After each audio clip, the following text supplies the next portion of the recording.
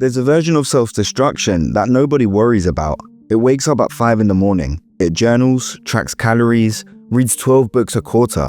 It has a morning routine, a night routine, and a backup routine for when the main routine fails. From the outside, it looks like discipline, but from the inside, it feels like running. Not towards something, away from something. And the reason nobody intervenes is simple. Productivity is the only addiction the world applauds. Let's be honest about something most people won't say. A lot of self-improvement isn't about becoming better. It's about becoming acceptable. There's a difference, and it's the difference that ruins people. When you improve because you're curious, it feels like expansion. But when you improve because you're afraid, it feels like maintenance. One is growth, and the other is damage control. But here's the problem. From the outside, they look identical. Same gym membership, same book list, same motivational wallpaper on the phone. The difference is invisible. It lives in the feeling, underneath the action. The person growing from curiosity can take a day off and feel fine. The person growing from fear takes a day off and feels like they're dying.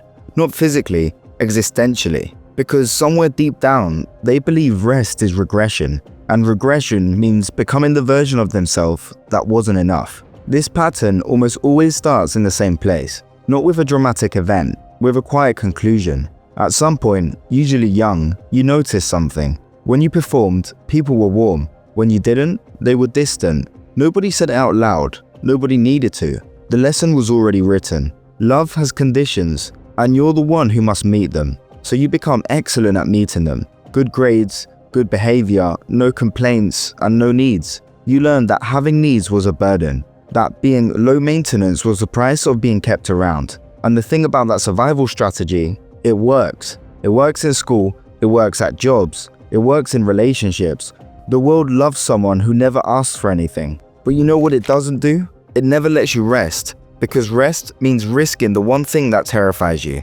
That if you stop performing, people will finally see what you've always suspected. That without the performance, there's nothing there worth staying for. Here's what trauma-driven self-improvement actually looks like when you strip the branding off it. The first mask is you can't rest without guilt. Saturday afternoon, nothing on the calendar, no tasks due, and instead of relief, you feel dread. You scroll through your phone looking for something to do.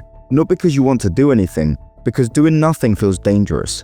Your body is free, your nervous system isn't. It's scanning for the threat that isn't there, and the threat it's looking for is your own stillness. The second mask is you set goals to avoid yourself. Ask this person what they want and they'll give you a list. Promotion, six-pack, side business, or even language fluency. But ask them why and the answer gets thin. Because the goals aren't really goals, they're buffers. As long as there's a target, there's a reason to keep going. And as long as they keep going, they never have to stop and ask the question they're actually terrified of. If I stripped all this away, who would I be? And would that person be enough? The third mask is you confuse self-analysis with self-awareness. You'll journal every night, you know your attachment style, you can name your triggers, you've read the books, done the worksheets, and mapped the patterns, and none of it has changed how you feel, because you're not actually processing, you're studying. And studying your wound is not the same as feeling it. It's a very sophisticated way of keeping the wound at arm's length.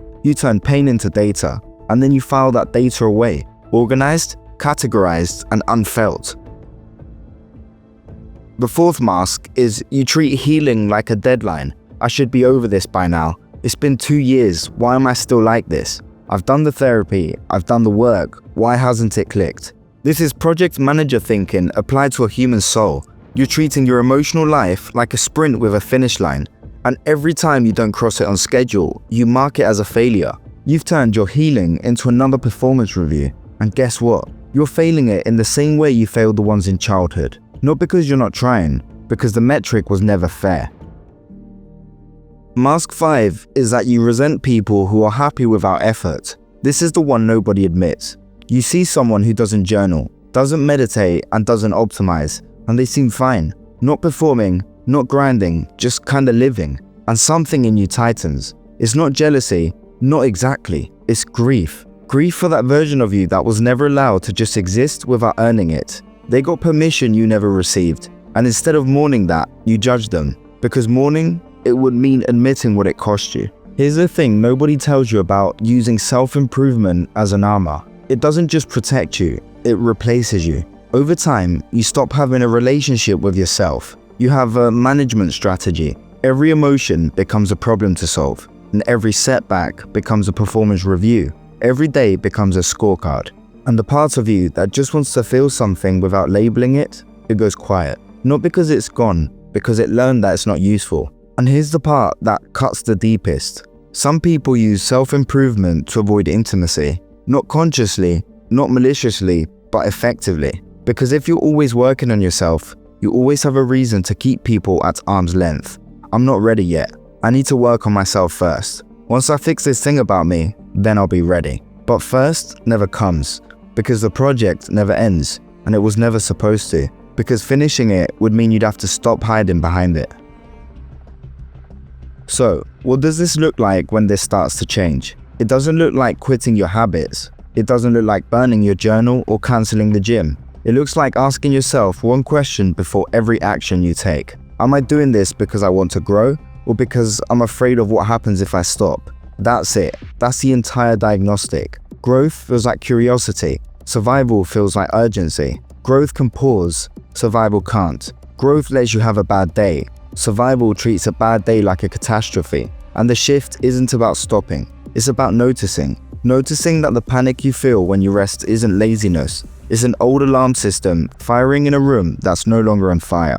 Noticing that the voice pushing you to do more isn't ambition. It's a child trying to earn something that should have been given freely. And the hardest thing this person will ever hear is something very simple. You were never broken, you were hurt. And those are very different things. Broken things need fixing. Hurt things need holding. The quietly cursed part of this isn't the self-improvement. It's that you could spend years building a better version of yourself. Years optimizing, tracking, and fixing. And never once stop to ask a very simple question. Did the original version deserve to be abandoned in the first place?